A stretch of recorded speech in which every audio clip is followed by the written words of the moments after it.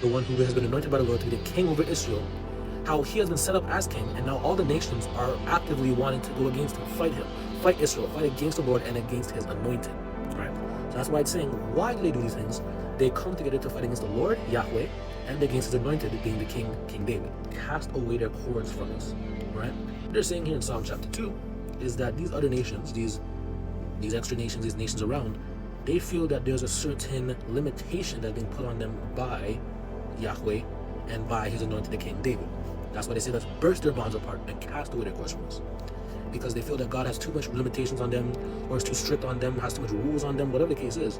They don't want to be tied down. They don't want to be held down. They feel that God is forcing them into a certain kind of view or some kind of mindset that they don't want to follow. They want to follow their own way, which is similar to Psalm chapter 1, where it told us about the wicked who cannot stand in the congregation of the righteous because they want to follow their own way. Yes, we're doing Psalm 2 right now. We're doing Psalm 2 right now, yeah. So they feel that there are cords and chains being put on them by Yahweh and by his anointed, the king.